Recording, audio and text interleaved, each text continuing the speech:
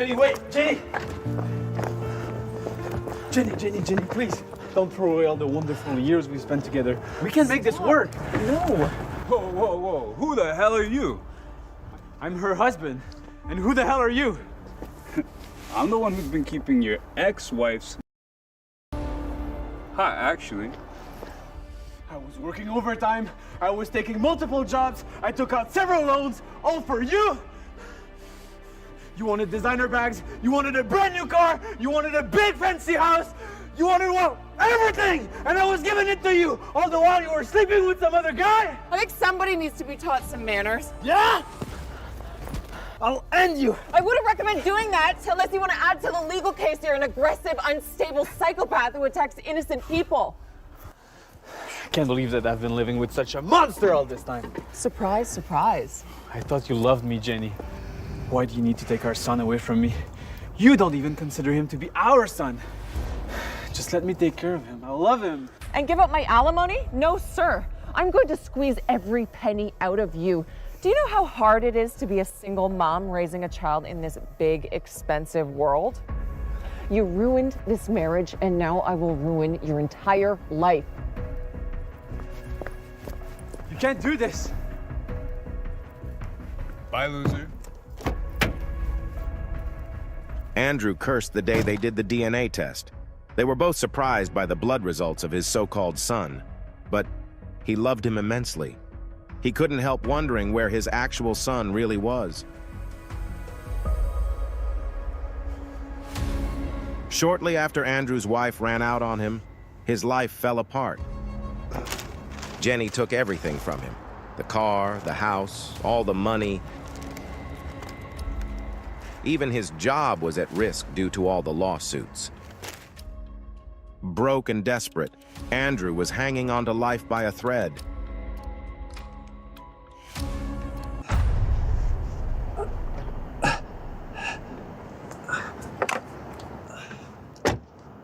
Oh my God. I am terribly sorry. My driver wasn't paying attention. Are you okay? I'll pay for whatever damages I've caused you. Money is not an issue. Thank you, but I think I'm okay. We must have different perceptions of what is okay. Let me take a look at you. Although dizzy, he was completely smitten. She was wearing a strange ring, and Andrew felt uncomfortable in its presence.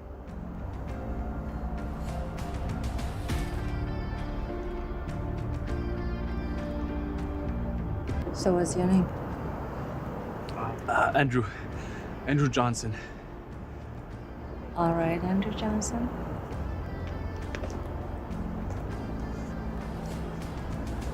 I want you to have this.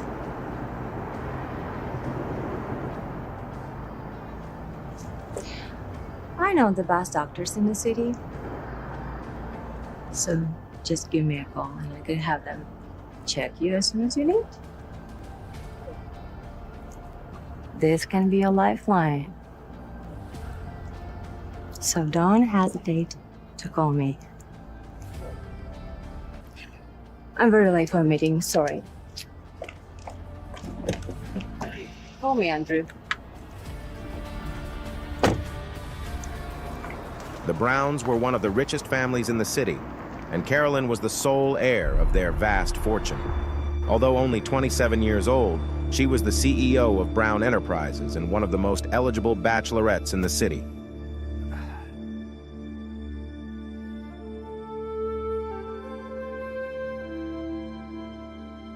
I own half of this apartment, but I've already filed a lawsuit to obtain your half as well. You have 1 week to vacate. Good luck. How could you? Andrew's world was falling further apart. We've received information regarding an ongoing lawsuit. The reputation of our employees is critically important to us. You are terminated, effective immediately. He was already burdened with a pile of debts, the loss of his son and his marriage. Now he was unemployed. Soon his house would be taken from him. Nothing left to lose. She took everything from me.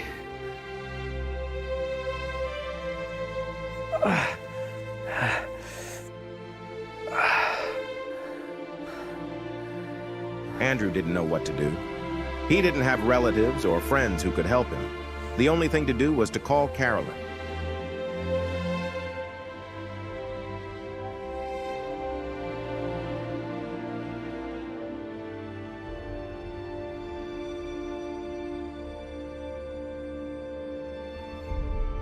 I must confess, I was way.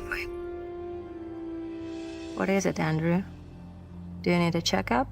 No, Miss Brown. I'm fine physically. But I must say, I'm in serious financial trouble. I have no job, no money, and I'm nearing homelessness. I see. I was wondering if maybe you could help me? Help you with your debt? Is that what you're asking?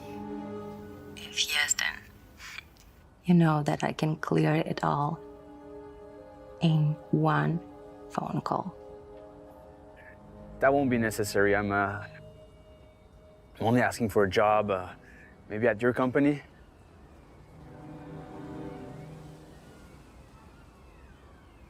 Ms. Brown? Consider it's done. Really? Wow. You have no idea how much this means to me. Thank you so much. But I do have a favor to ask. All I want is for you to... It's for me to... I want you to marry me. What? With all due respect, Ms. Brown, this isn't just a simple request. Sure it is. I'm going to send my driver over to pick you up. I'm waiting for you in my office. And we'll discuss all the details. Andrew couldn't believe what he had heard. Who was this woman, and why would she want to marry a man she had just met? Ms. Brown? Do you think my hair is my most interesting asset, Andrew? Call me Carolyn.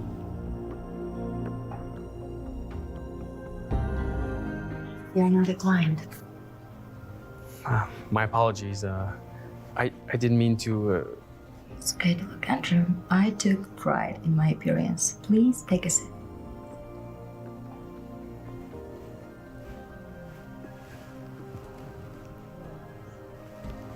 Relax. Now we can discuss all the details. Firstly, I'm going to transfer $1.5 million to your bank account. Please tell me if you need more. Carolyn, absolutely not. That's a lot of money. It's life-changing even. All I needed was help with a few debts, and I'm willing to work for it.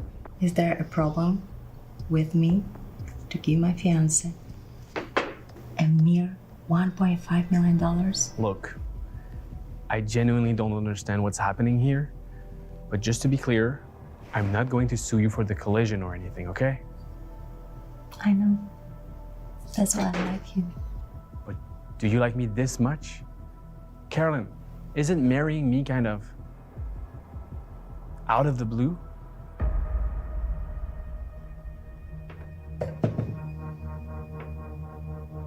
Out of the blue? Do I look like someone who does things without thinking? Do I seem impulsive to you? I mean, who am I to you anyway? So you are suggesting I'm unfit for you? Now I'm insulted. Of course not. It's just that it's so sudden and hard to believe. It feels like there's a catch. So I'm a liar now. Miss Brown, Carolyn, look, we're strangers to each other, okay? I'm just an unemployed man who has nothing to offer to someone as important as you. How can you trust me? You know what? You're right. Leave. Leave? Yes. If it's not the life you want, then leave. All right. What were Carolyn's true intentions? Why all of a sudden did she want to marry Andrew? Carolyn, I'm sorry. Truly, it's nothing against you. And clearly, you're a catch. Maybe in another life.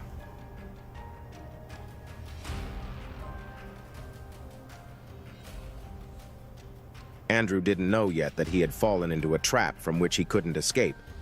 What's going on?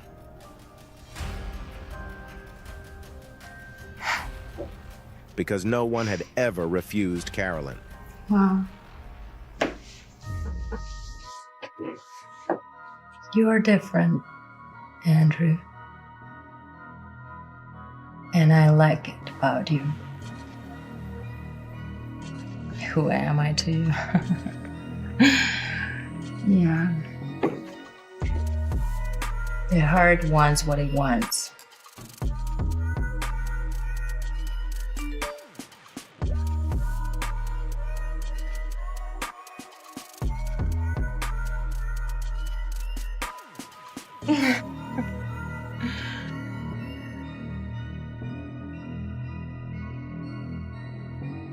I'm not easily dismissed, boy.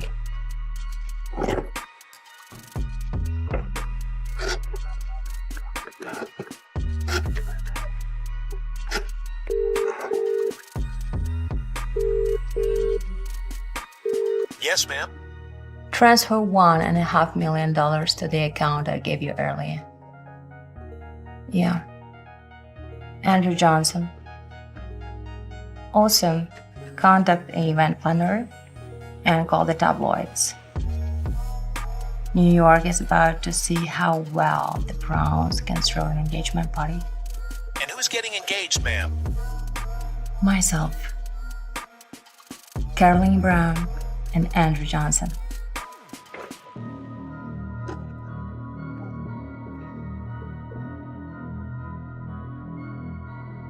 Hi, sorry, man. Hello? Yes, of course. I'm so happy to help you with that. You're welcome. Hey, is Susan there? Wait over there.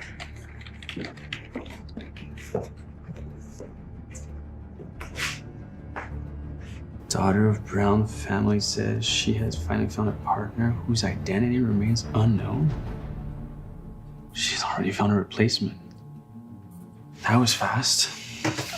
Without money to live on, Andrew's last hope was to see if the bank would extend him a line of credit. Susan, may I come in? Andrew! I figured I'd be seeing you soon. I know. I didn't clear my bills. I don't have enough money, I'm sorry. But I have a plan. No kidding. And I'm sure you do. What do you mean? You know, I thought you'd come in here bragging about the good news this morning. Oh, look at you, pretending to be sad.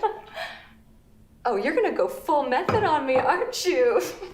Susan, I just came here to ask you for another credit card. Well, of course you are. A platinum one, I assume? With your new attained fortune, you could have any card you want. What? No, what? Wait, I'm confused. What are you talking about? You know, you should really get into acting. Oh, well, maybe now you can, now that money and time aren't gonna be an issue. Oh, and just so you know, all your debts have been cleared, and a new card has already been set up for you. Susan, what are you talking about? Okay, you can drop the act now. It's getting a little tiring. $1.5 million has been deposited into your account. I'm unemployed, almost homeless. This can't be my... Andrew, the money's in your account, see? The transfer came from a Brown Corp. It has been checked twice. Everything is legitimate. Can't you at least take this win? This must be Carolyn's way of trying to manipulate me to marry her. What was that? No, nothing. Look, I'm sorry. I can't take that amount. Can you just send it back to them? I can't do that. Unless you have their bank account information. Well, I mean, don't you have it? Unfortunately, you do need to provide that information to us. But honestly, I have to say, it's interesting. What could you have possibly done to receive such a fortune? Are you the mystery fiancé from the tabloids? How did you manage that? Excuse me, Susan. I have to make a call.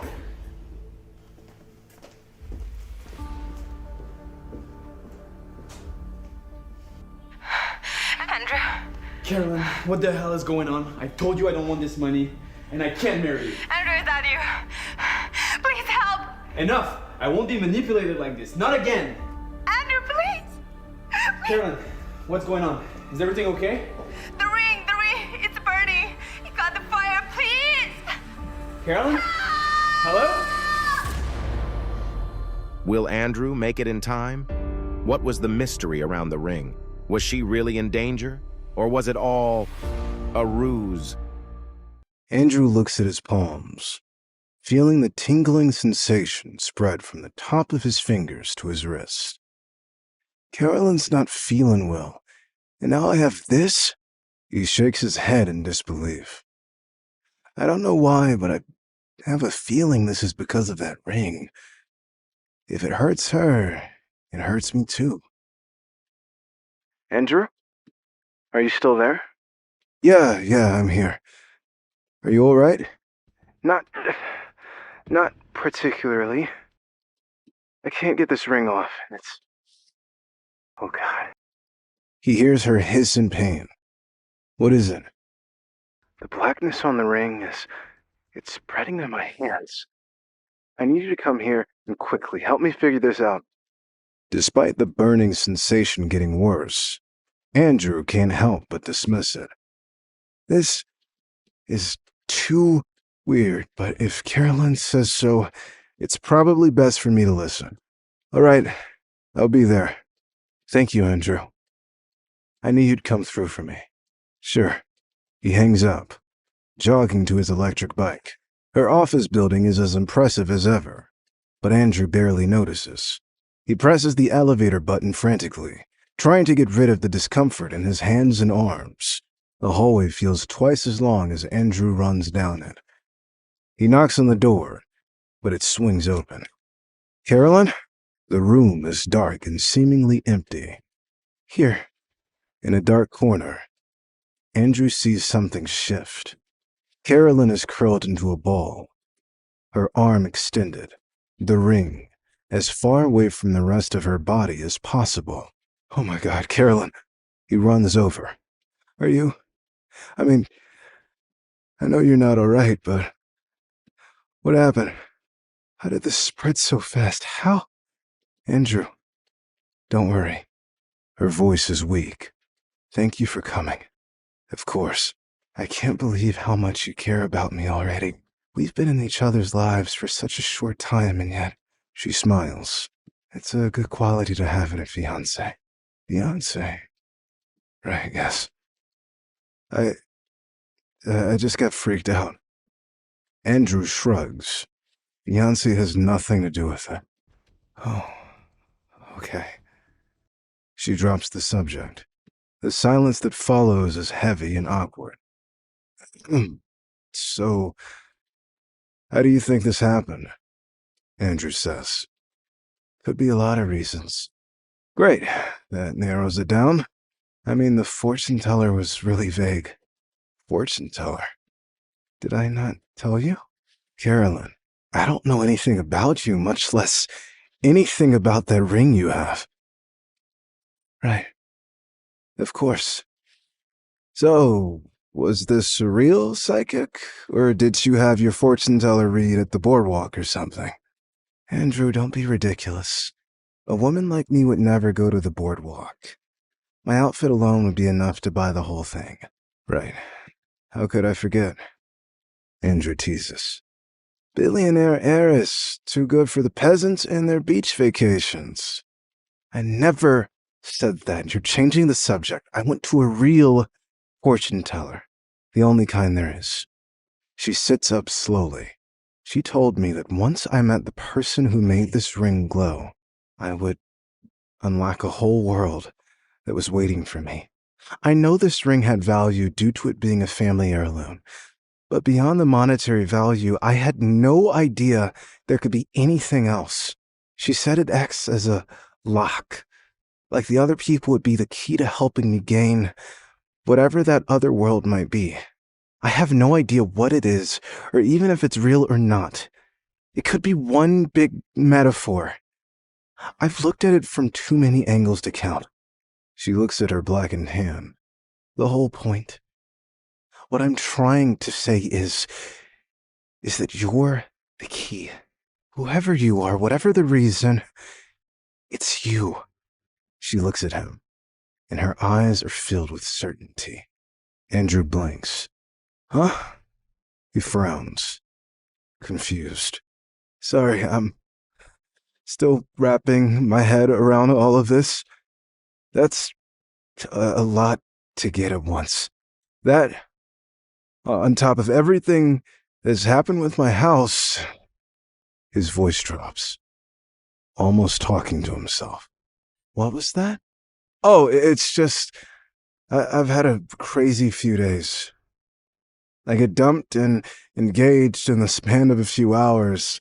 I become a millionaire overnight, and I get locked out of my own house. I know the rest, but what about the house? Andrew rolls his eyes.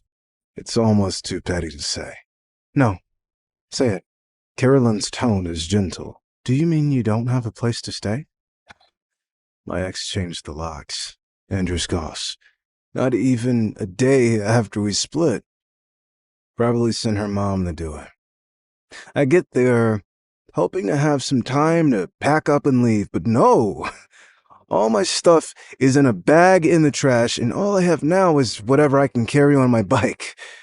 His voice gets louder as all the events of the past few days fully sink in. Her mom is a control freak, you know that? Her daughter has to have a certain lifestyle. Nothing else is okay. She made her break up with me. I'm sure of it. And she goes to my worst enemy, no less. The two of them, they're conspiring together, making my life miserable. And for what? He stops, breathing hard. Carolyn looks at him with, oh God, I don't want your pity. He turns away, sulking. I'm not some pet project that you can swoop in and save, but I could if you want it. Carolyn smiles slightly. I know lots of people who'd be willing to have a talk with your ex, if you see what I mean. Make her an offer she can't refuse. You're funny. I don't need the mob getting involved. There's enough shady stuff as it is. I would certainly say so. These people left you on the street. Andrew, you're a good guy, and I admire how you want to handle this yourself. But if they have that kind of sway over you, you'll need someone with more than they have in your corner. That's where I come in. You wouldn't. I would, but only if you want me to. Oh, gee, thanks. You're too good to me.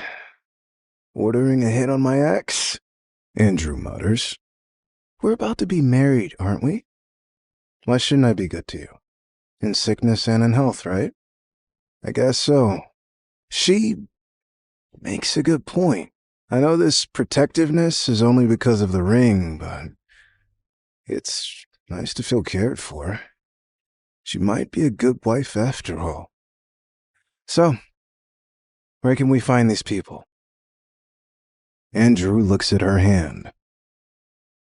Are you sure you want to go out? I can cover it up. Besides, it looks like it's fading a little. It feels better now, I promise. She holds her hand to the light. Guess being around you has some benefits. Andrew laughs. I guess so. No. Glad to be of service. It's settled then. We're going. Where are they? These people of yours. On a night like tonight? Most likely at the Gold Cup bar.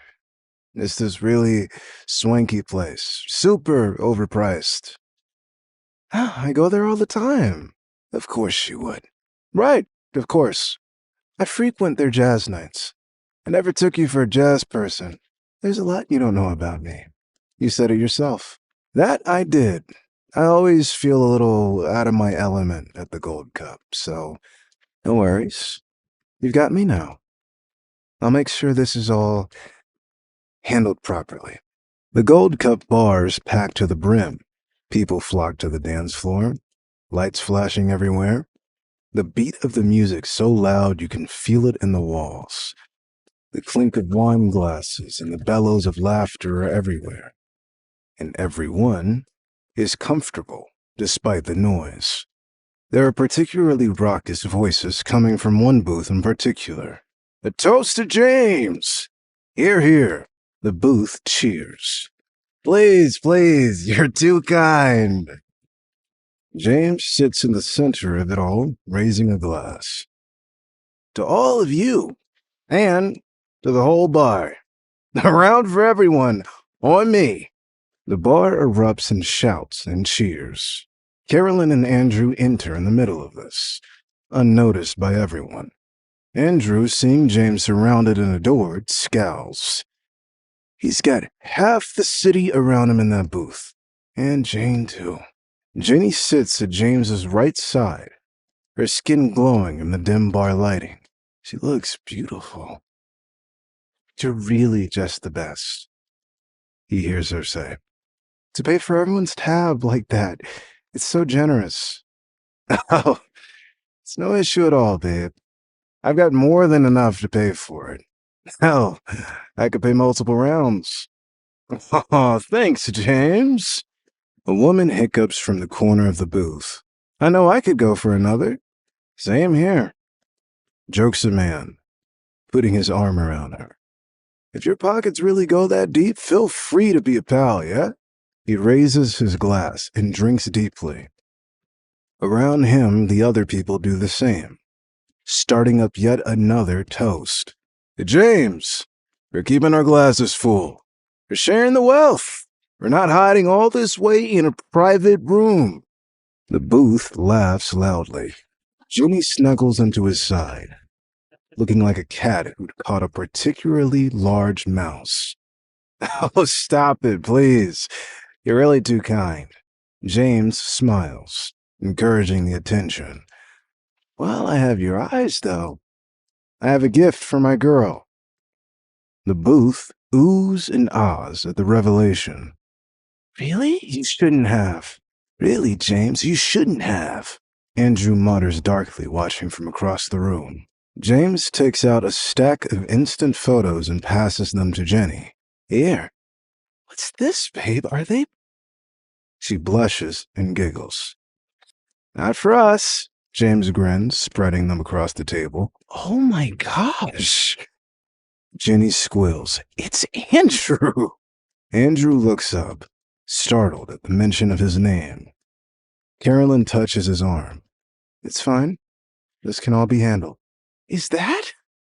Jenny asks. It's from his job at the gym. He's, helping his students train. James smiles. No, that's all fake. Edited in for dramatic effect. What?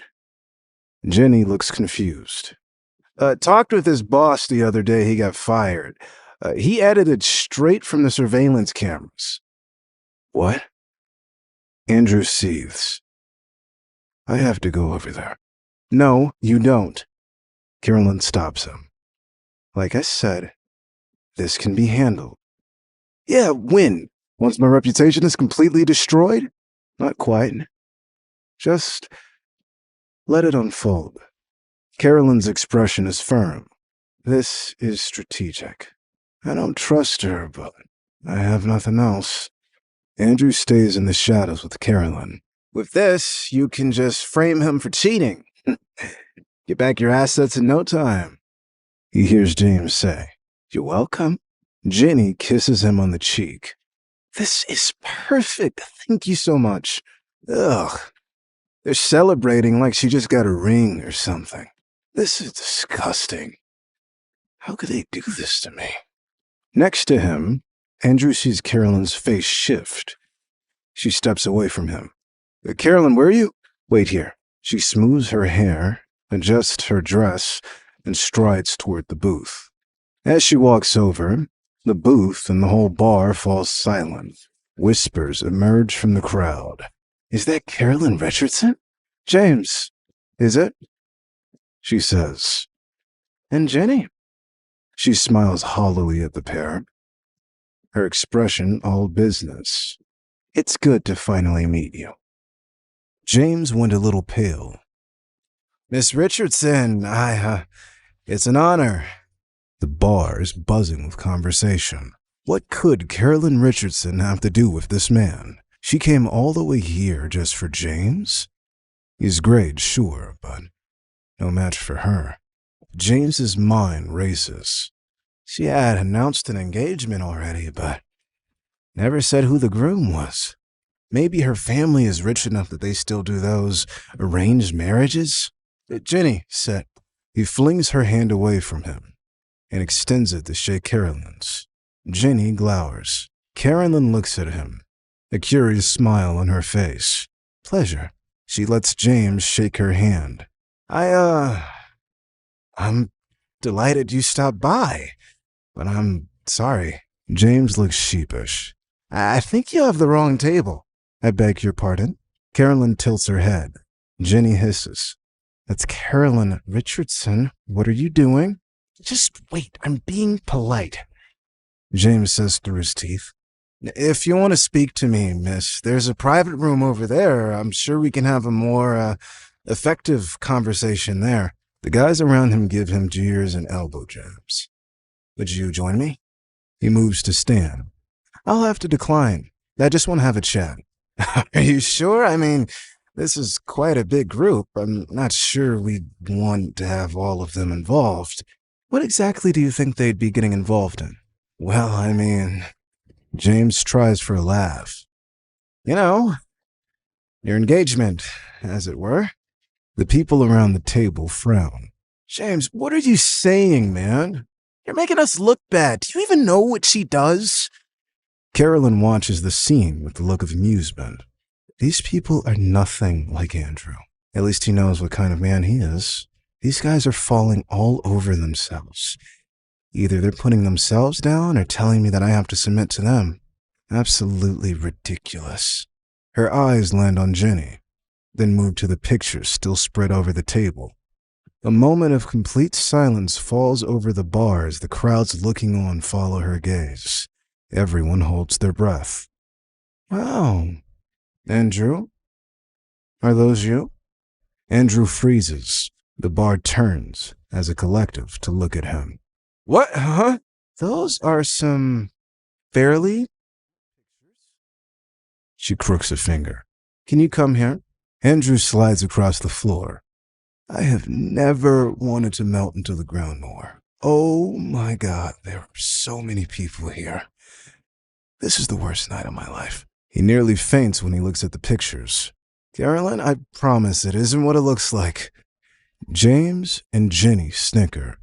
All according to plan, she whispers. Carolyn thinks, the amused smile from earlier creeping back on her face. Well, she looks at Andrew, a teasing glint in her eye. So long as it was before we met, I can't say I'm mad about it. Those are some very pretty girls. Wait, before you met? James is dumbfounded. Yes. She pulls Andrew closer. I saved his life, actually. So, he is your fiancé? Yes. She kisses him on the cheek. Andrew goes red, enough that it can be seen in the dim lights. Carolyn chuckles. Isn't he a sweetheart? No need to be shy, honey. She slips her hand into his. James's mouth falls open. I think my brain is melting. Andrew marvels. This is the best night of my life. So, Jenny, Caroline turns her gaze. I heard that you'd move out recently. Well, yes.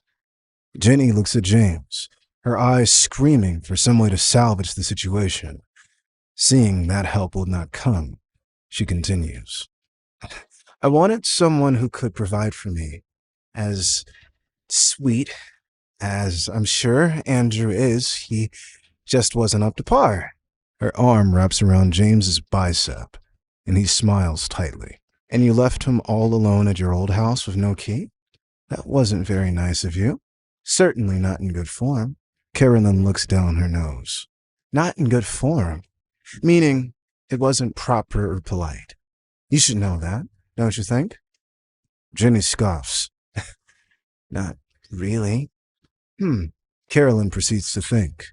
Your family must have come from new money then. That would explain why you don't know. You're seriously insulting me?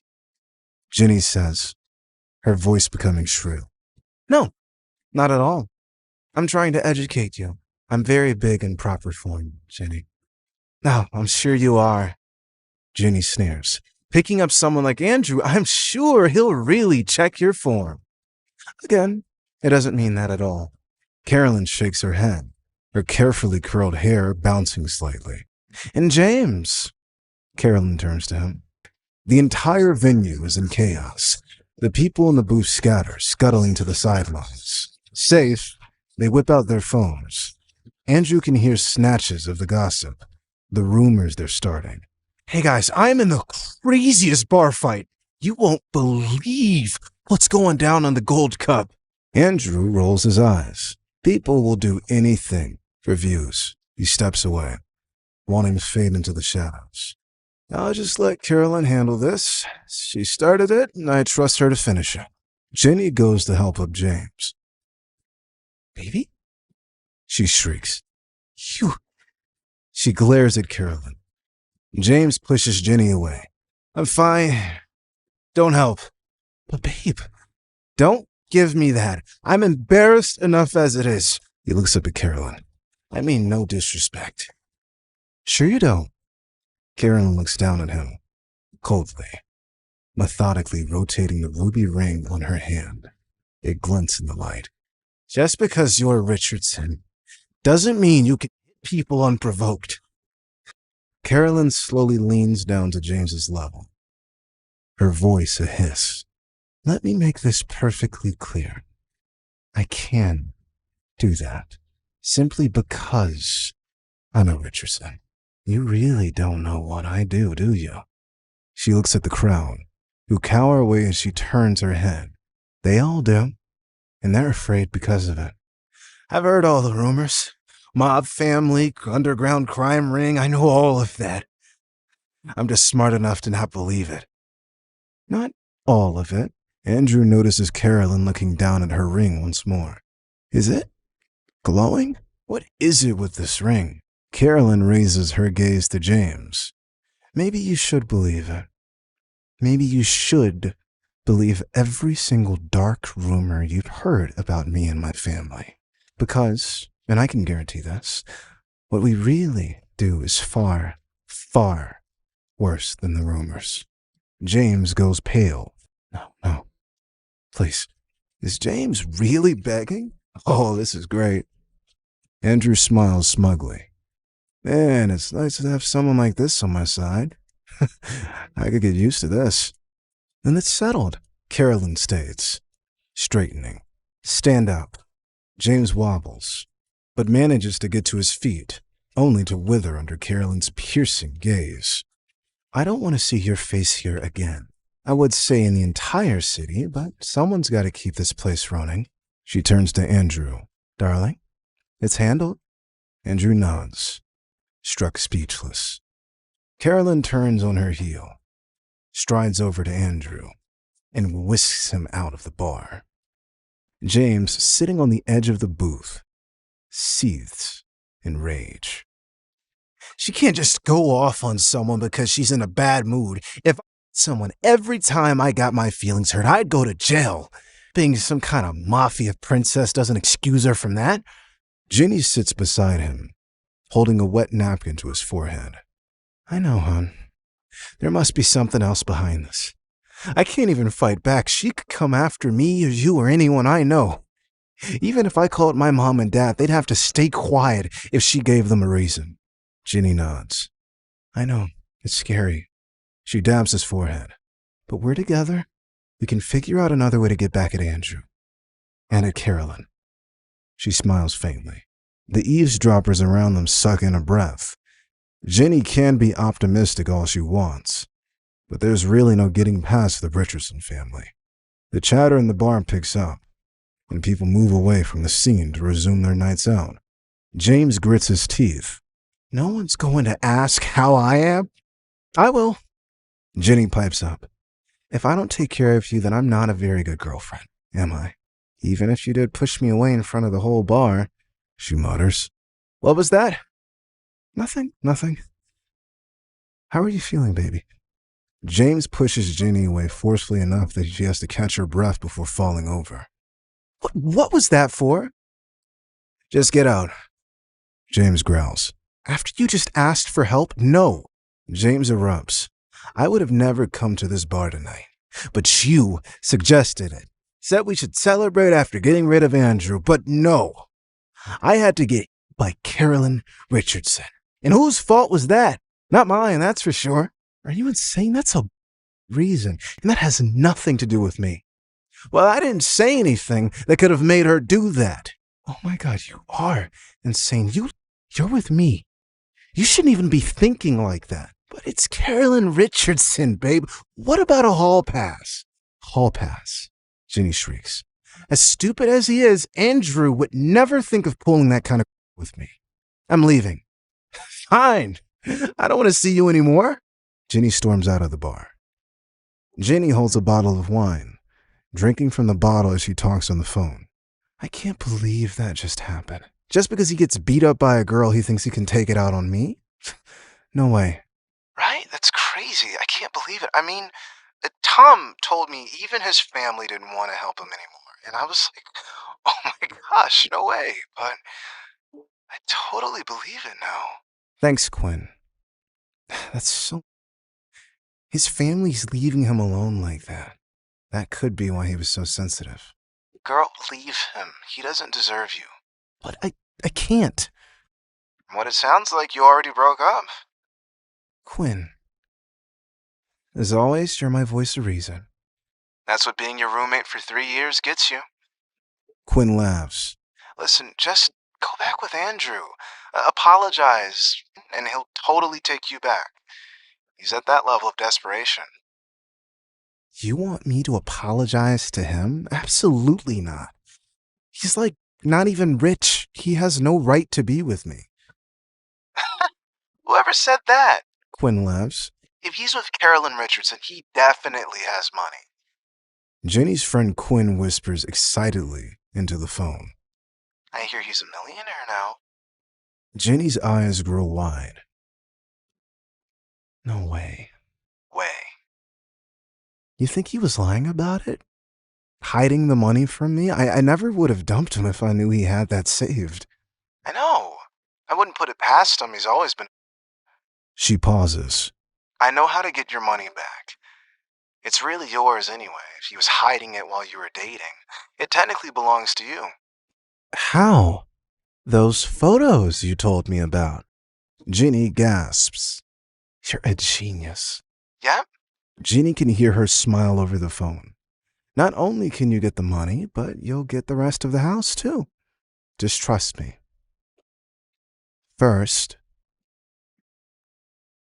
Quinn lowers her voice, and Ginny hangs on every word. Air okay back there? Kurt, Carolyn's driver asked as he drove through the Upper East Side of Manhattan. Yes, thank you, Carolyn replied. The plush seats of the limousine cradled Andrew, the echoes of the recent chaos at the Gold Cup bar still reverberating in his mind. With an air of poise, Carolyn turned to him, her expression a mix of comfort and mystery. Andrew? You handled it well back there. You were stronger than you think, she reassured, her eyes revealing a depth of mystery that hinted at a world beyond the surface. Attempting a carefree grin, Andrew responded, Strong. More like being caught in the whirlwind. Seriously, my life just took a detour into soap opera territory. How did I end up in the middle of all this? A playful glint in Carolyn's eye accompanied her lean in, her tone calm, as she shared the revelation. Andrew, I have some influential friends. I wouldn't let anyone harm you. A flicker of nervousness crossed Andrew's face. The weight of Carolyn's words lingered in the air, and a shiver of trepidation ran down his spine as he stared at her ring. It was currently pulsing with a red glow. I have to get to the bottom of this mysticism, but I have to play my cards right. The thought of being entangled in Carolyn's world of power and connections to the mob, potentially even magic, made Andrew feel that he needed to proceed with caution now, more than ever. More like power players, Andrew mused, his attempt at nonchalance betraying a subtle undercurrent of anxiety. The revelation unfolded, exposing a glimpse into Carolyn's world that Andrew hadn't bargained for. Carolyn, sensing Andrew's unease, continued to peel back the layers. The city lights outside the limo danced as she spoke, her eyes holding both a promise and a warning. Andrew, you stepped into a world where power and shadows met. It's not just about being rich. My family and I always keep my people safe. As the limo rolled through the cityscape, Andrew couldn't shake the feeling that he had entered a world where money wasn't the only currency, and the shadows held secrets that could protect or swallow those who dared to enter the unknown. In the cozy ambience of a cafe, Jenny and Quinn sat nursing their drinks, the soft hum of conversations creating a comforting backdrop. With a sly grin, Quinn seemed to revel in their situation's intrigue. She leaned in, her eyes glinting mischievously. Jenny, you've got leverage. Use it. Let's turn the tables on Andrew. We can't let him get away with this. Nervously tracing the rim of her coffee cup, Jenny looked up with a hint of skepticism. But what if he doesn't care? What if he walks away from all of this mess? Quinn chuckled, a confidence radiating from her. Trust me, Jenny. Men like Andrew might pretend to be tough, but they can't ignore the prospect of fatherhood and the responsibilities that come with it. It's a game changer. Jenny's eyes widened with a glimmer of hope. You really think so? Absolutely. We'll make him dance to our tune, especially if Andrew's tied up with Carolyn Richardson, Quinn declared, her tone filled with determination. With a smile, Quinn continued, First things first, we need to establish the narrative in your favor. Andrew's image is crucial. Let's paint him as the negligent ex who abandoned you during a vulnerable time. The sympathy card works every time. Jenny nodded, absorbing Quinn's advice. Okay, sympathy card. Got it, but what about the house? How do I get it back? Quinn tapped her fingers on the table, contemplating the strategic moves. We play the long game. We start by emphasizing your emotional distress, the stress of the breakup, and, of course, the unexpected pregnancy. You're not just fighting for yourself, you're fighting for your child's future. You both need a roof over your head. Jenny took a deep breath, realizing the gravity of the situation. So you think I have a shot at getting the house? Quinn leaned in, her eyes sparkling with mischief. Andrew won't risk public scrutiny.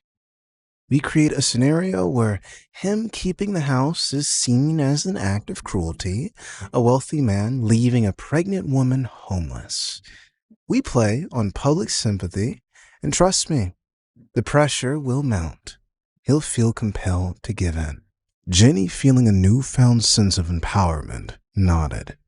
You really are a genius, Quinn. Quinn laughed.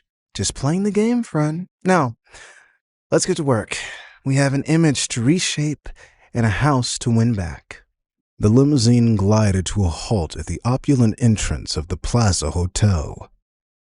Kurt opened the door, and Andrew stepped out. still grappling with the night's whirlwind. The city lights shimmered, casting an ethereal glow on the grand facade. "Thanks for the lift, Carolyn, and for sorting this out for me," Andrew said, gesturing toward the plaza. Carolyn smiled, her demeanor a blend of elegance and power. "Consider it a small token of appreciation, Andrew. A place to gather your thoughts amidst the chaos. Oh, and don't forget to order tea. They have the most delicious tea." Andrew nodded, genuinely thankful. "Sounds good, Carolyn. It will be nice to have a home away from home for a bit. Means a lot. I owe you one."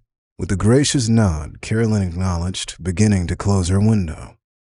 However, just as she started to withdraw, Andrew, spurred by a sudden impulse, stopped her. "Actually, Carolyn," he hesitated for a moment. "Would you like to get dinner with me? It'll be my treat, to show my appreciation. We can even go somewhere fancy if you like." There was a hint of nervousness in Andrew's tone, a palpable uncertainty. Carolyn, her expression unreadable, paused for a moment, allowing the weight of the invitation to linger in the air. The city's nocturnal rhythm hummed softly around them. "I appreciate the offer, Andrew," Carolyn finally replied, her voice carrying a subtle mystery. "But my schedule is quite busy. Rain check for now, and perhaps we can circle back to that engagement soon."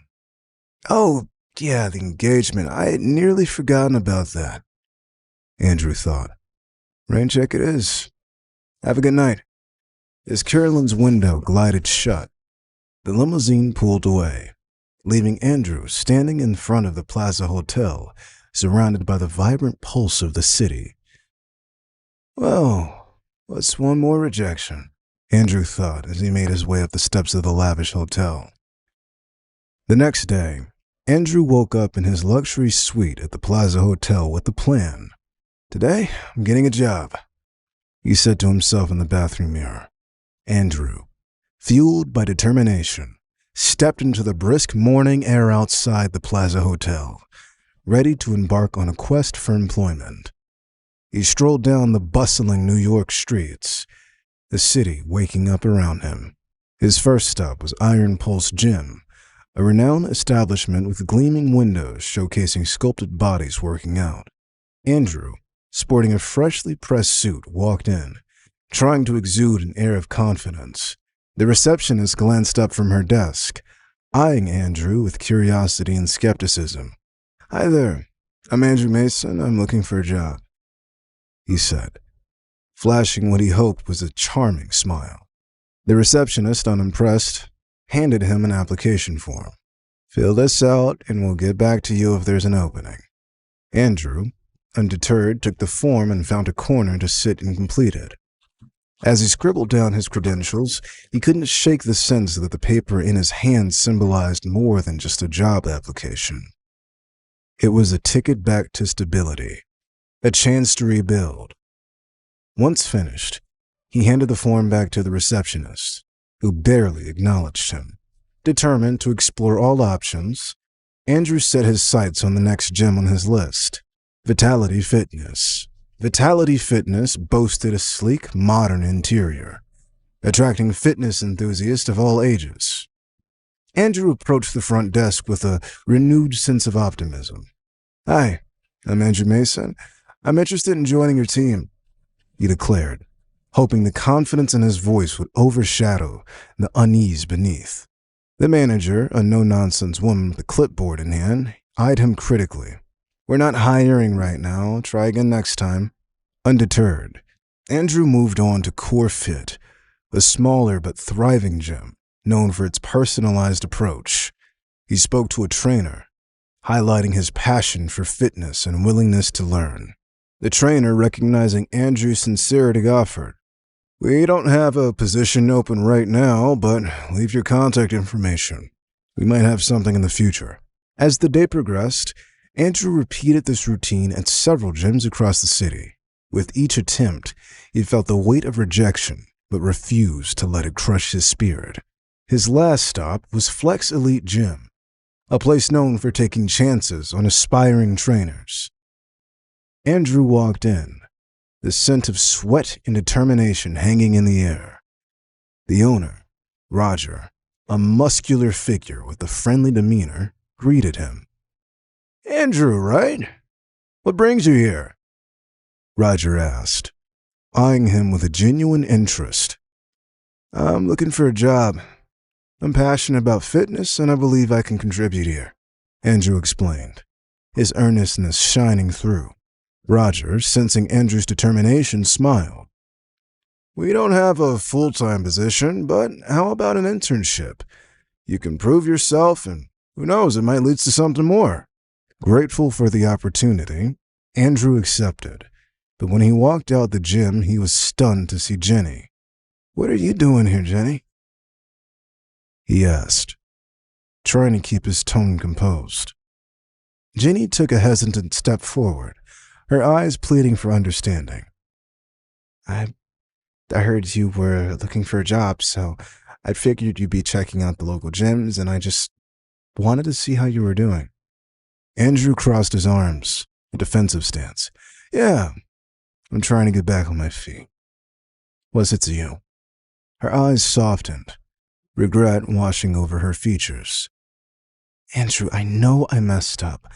I shouldn't have let things get this far with James, but I've broken up with him and I need your forgiveness." Andrew sighed, the weight of the past pressing down on him. "Jenny, it's over between us. I can't keep going through this emotional roller coaster with you." Desperation flashed in Jenny's eyes as she blurted out, "Andrew, I'm pregnant." The revelation hung in the air, a bombshell that shifted the dynamics of the encounter. Passerby, oblivious to the personal drama unfolding, cast curious glances. Andrew's eyes widened in disbelief. "Pregnant? Is this some kind of ploy to get me back?" Jenny shook her head, tears welling up. "No, Andrew, it's true. I found out recently. I didn't plan for this, but I need your support." Andrew's frustration surged. "Jenny, we're over. I can't be responsible for your decisions anymore." As their heated exchange continued, more people started to take notice. The bustling city sidewalk became a stage for their personal turmoil. Jenny, resentful and emotional, lashed out. "You know what, Andrew? You're heartless. I thought she might care, but clearly you're just like everyone else, cold and indifferent." Andrew, torn between sympathy and self-preservation, hardened his expression. "This changes nothing, Jenny. We're not getting back together. Deal with it." Just as the crowd's judgmental glances intensified, Jenny, defeated and on the verge of tears, took a deep breath and decided to unveil her most potent weapon, accusations that echoed through the New York streets. "You abused me, Andrew. You cheated on me. You're the reason I'm pregnant," she shouted, her voice carrying the weight of years of pent-up frustration. The revelation hung in the air, a shocking twist that turned the surrounding audience into unwitting witnesses to a deeply personal and painful confrontation. Andrew, blindsided by these accusations, felt the gaze of people intensify, transforming the bustling sidewalk into a courtroom of public opinion. Still on the bustling streets of New York City, Jenny confronted Andrew about the paternity of her child, casting a charged atmosphere amid the chaotic surroundings. "You are the baby daddy, Andrew. You have to step up," Jenny yelled, her frustration evident. But Andrew, still reeling from her serious accusation, thought, "She expects me to step up after she just falsely accused me of abusing her? This woman is mad." "Say something, you jerk," Jenny taunted, her anger boiling over. "Now just hold on a second before you accuse me of another thing that never happened," Andrew retorted, his patience wearing thin. I'm not talking here. Let's go somewhere more private to talk about this, Andrew suggested, trying to diffuse the tension. Fine. Her voice sliced through the background hum. They decided to take their drama to a nearby hole-in-the-wall bagel shop. How dare you accuse me of abusing you? Andrew fired as they settled into a corner. Emotional abuse, Andrew, it's true, Jenny asserted, her eyes blazing with conviction. That is absolute bullshit. If anyone was emotionally abused, it was me. You and your mom constantly went out of your way to remind me how pathetic I am. The weight of Andrew's words settled on Jenny as they continued their heated exchange. Now, I'm going to ask this once. Are you sure the child is mine?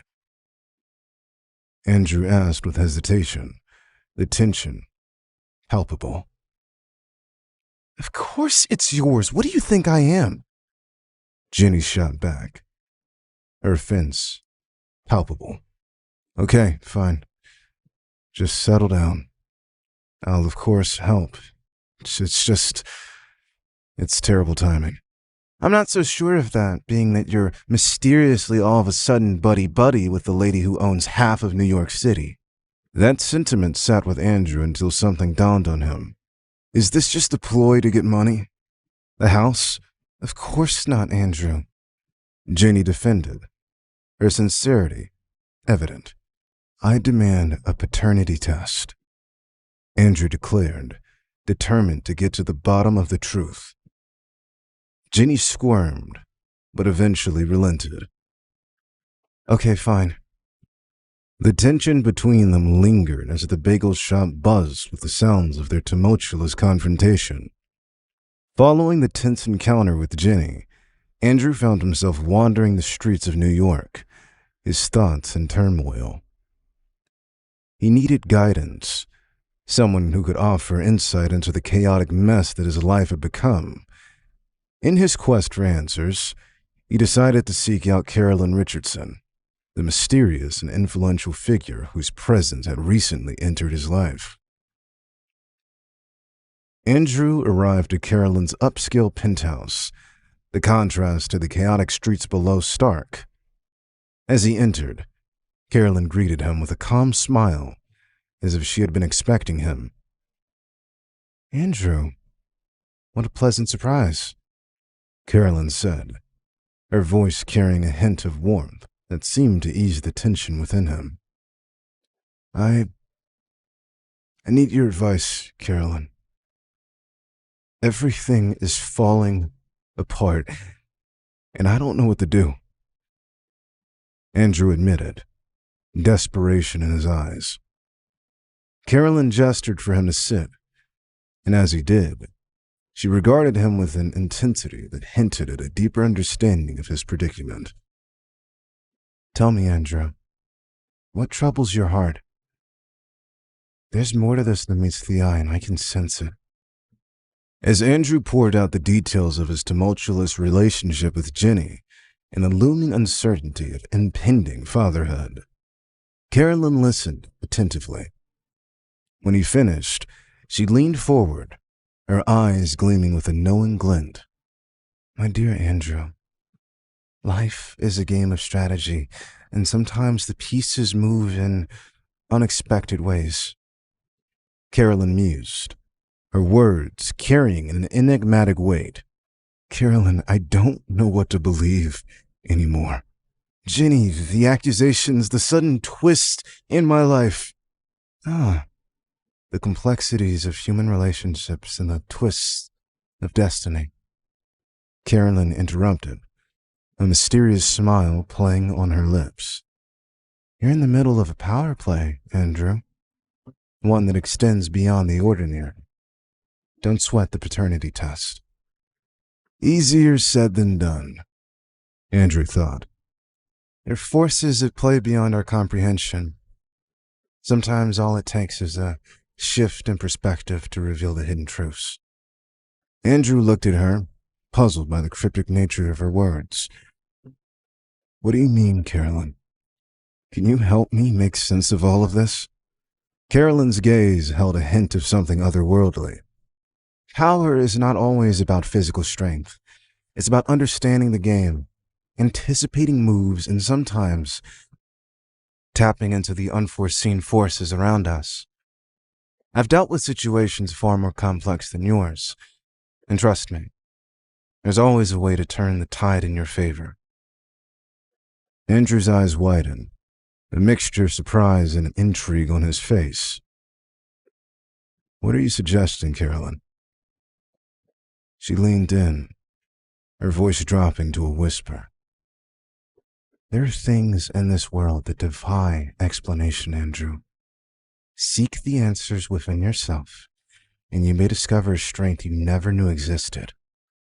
Trust the journey, for it may lead you to revelations beyond your wildest imagination. With those mysterious words, Carolyn left Andrew pondering the enigma of his own existence. As he exited her penthouse, he couldn't shake the feeling that his encounter with Carolyn had opened the door to a realm where reality, power, and a touch of magic intertwined. A few days later, Andrew woke up to a call from Ginny. Hello? Andrew groaned, still half asleep. I got the email with the result, but I don't want to open it alone. Can you meet me at the bagel shop in 15 minutes? Sure. At the bagel shop, Ginny and Andrew sat next to each other. Ginny opened the email displaying a paternity test result. Not the father, both of them proclaimed. The ambient noise heightened as Ginny examined the evidence, her expressions shifting between doubt and acceptance. But then, in a surprising twist, Ginny pulled out a real estate certificate. Well, this proves that we were legally married. What the heck? Why do I feel like this woman is constantly ambushing me? Andrew thought. Andrew was visibly shocked. Surprised? We got married when you were still desperately trying to win my mother's approval. I thought it would help our case. Ginny revealed with a smirk. But, Ginny, that was just a desperate attempt. We never had a real marriage. Andrew stammered, his protest accompanied by the ding of another order of bagels being ready. Well, according to this document, we did. It might not have been a traditional marriage, but it was legal. What a load of... Andrew said out loud. He was pissed, his eyes flashing with something unnatural. Suddenly, his phone dinged, then again, and again, and again. I'm going to step out for a second to take this, Andrew told Ginny. Outside the bagel shop, Andrew looked at his phone. Several screenshots sent from Carolyn. He opened them and was astonished. Oh my God. Andrew couldn't believe his eyes. Ginny marched outside of the restaurant. He flashed his phone to Ginny. You want to talk about legalities, Ginny? How about we discuss the legality of fidelity in a marriage? Andrew declared with a mix of anger and hurt, his voice rising above the ambient sounds. Ginny was left speechless as the onlookers, initially sympathetic towards her, started to shift their support amidst the sounds of whispers and gasping. Andrew, who had been silently observing, stepped forward, capturing the attention of people on the street. Enough of this deceit and manipulation, Ginny. You can parade all the legal documents you want, but here's the truth, Andrew proclaimed, his voice cutting through the air. He proceeded to reveal the chat history on his phone, showcasing screenshots of Ginny's messages to another man, exposing her infidelity. Specters stopped to turn into the drama. The sounds of incoming messages on Andrew's phone punctuated the revelation, each notification adding another layer to the already chaotic scene. What's this, Jenny?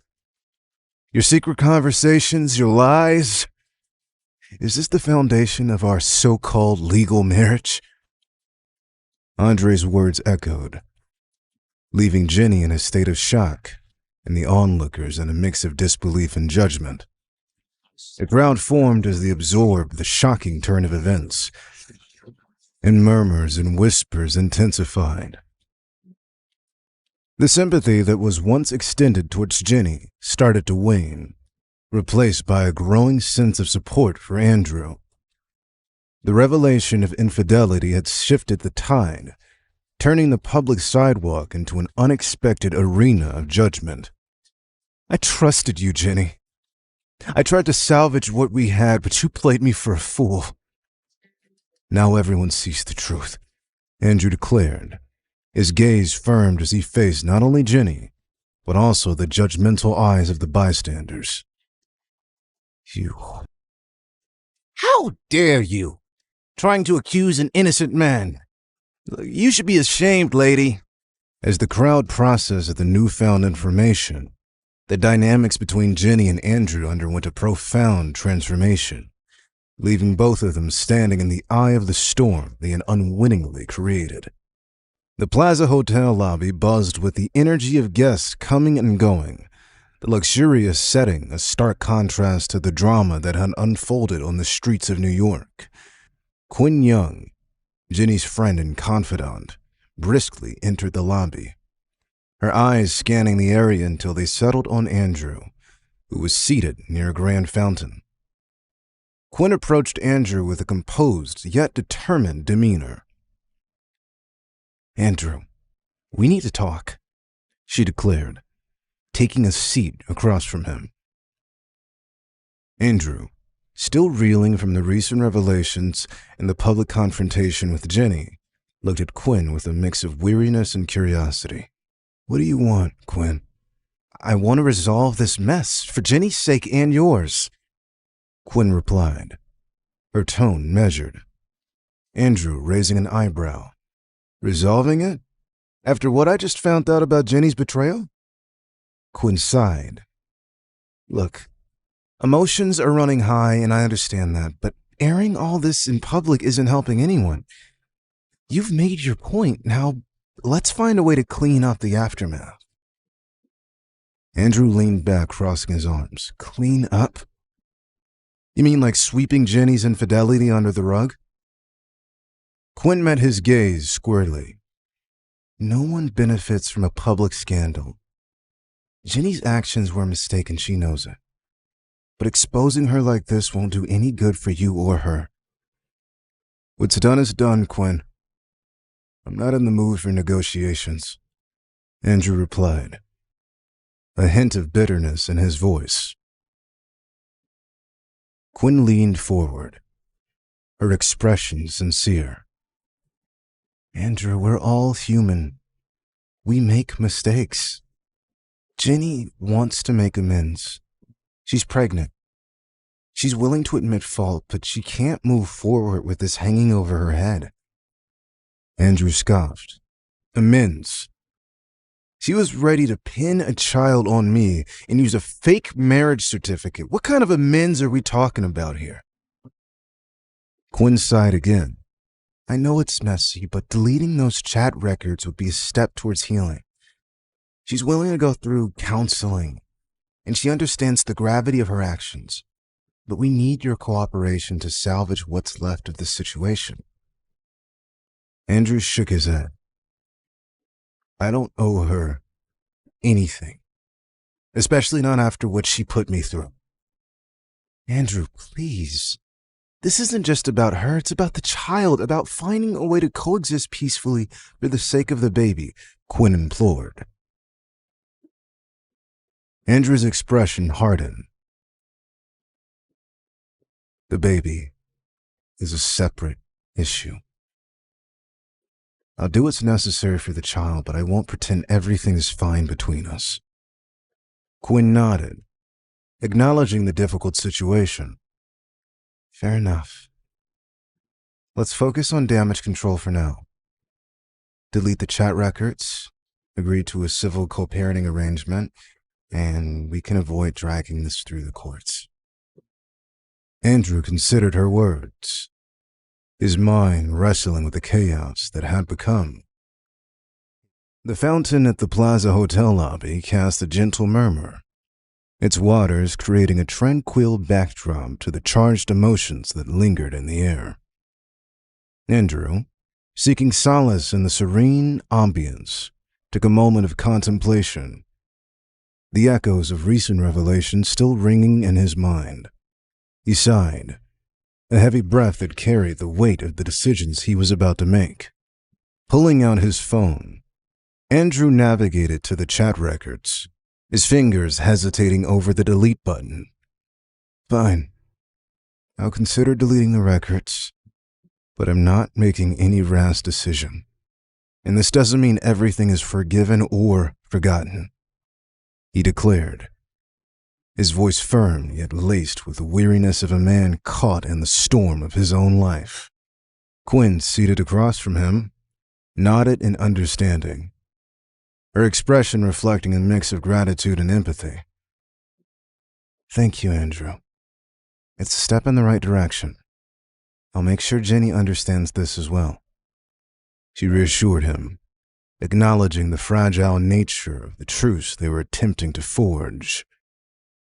Well, now I want to talk to Jenny, Andrew asserted, a glint of determination in his eyes. The soothing ambiance of the fountain seemed to fade as the gravity of the situation hung in the air. The lobby of the Plaza Hotel transforming into an unexpected arena for a confrontation that could either escalate or pave the way for a tentative resolution.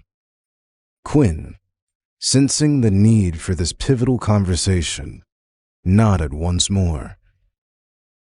I'll arrange it. Let's find a quiet space, she suggested, leading the way to a secluded corner where the grandeur of the hotel met a more intimate setting. As Jenny entered the lobby of the Plaza Hotel, her footsteps seemed to echo in tandem with the delicate murmur of the fountain, creating a symphony of anticipation. Andrew, still enveloped in the contemplative aura of the hotel's ambience, turned to face Jenny as she approached, their eyes locked, holding a history of shared moments, accusations, and the weight of unresolved emotions. Quinn, orchestrating this delicate reunion, stepped back, allowing the former couple a moment to face the complexities that had led them to this juncture. The tranquil backdrop of the fountain now served as a poignant witness to the unfolding drama in the heart of the Plaza Hotel. Andrew, his gaze steady and determined, broke the silence. Jenny, we need to talk about the money my mom lent you, and the house. Jenny, aware of the weight of the situation, nodded hesitantly. I know, Andrew. I'm not trying to keep anything from you. This needs to be settled. I want the money back, and I want you to vacate the house, Andrew demanded, his voice unwavering. Jenny took a deep breath, searching for the right words. Andrew, I don't have that kind of money right now. And the house, it's not that simple. You need to figure it out, Jenny. This mess is affecting both of us, and I won't let my mom's generosity be taken advantage of. Andrew insisted, his frustration palpable. After a moment of tense silence, Jenny sighed. Okay, Andrew, I'll return the money and move out of the house, but I need some time to make arrangements. No more delays, Jenny. I want this sorted out as soon as possible, Andrew asserted. You can't do that. I'm about to have a baby, Jenny reasoned. They continued negotiating, with Jenny agreeing to a repayment plan of $10,500 to be settled within a reasonable time frame. Andrew, though skeptical, reluctantly accepted the terms, understanding the urgency of resolving this chapter of their intertwined lives. Once the financial matters were tentatively settled, Jenny shifted the focus to the digital evidence of their past. And about those chat records. They need to be deleted completely. Andrew, realizing the importance of this concession for the sake of their tentative truce, nodded. Fine, Jenny. I'll delete the records. We both need a fresh start. They concluded their difficult conversation with a handshake, leaving the corner of the Plaza Hotel lobby with a slightly lighter atmosphere. The weight of financial disputes and digital evidence lifted, replaced by a sense of resolution and the possibility of a more amicable future. Jenny burst into Quinn's house like a tempest, the storm of emotions raging within her mirroring the angry weather outside. The living room, usually a haven of calm, now crackled with an electric intensity.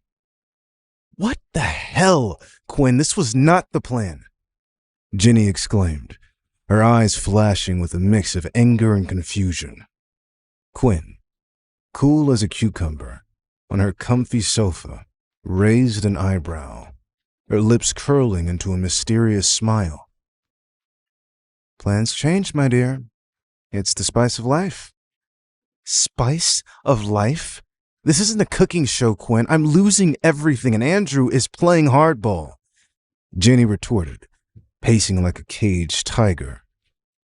Quinn leaned back, her smile turning into a sly grin. Life's a game, Jenny, and sometimes you need to learn new moves. Jenny stopped mid-pace, glaring at Quinn. I trusted you. What's your grand plan now? Quinn, enjoying the dramatic tension, kept Jenny hanging. Oh, you'll see. Just remember, the best stories have unexpected twists. I don't need unexpected twists. I need a way out of this mess, Jenny snapped. Quinn rose from her seat, a victorious gleam in her eyes. Calm down, darling. Victory is often born from chaos.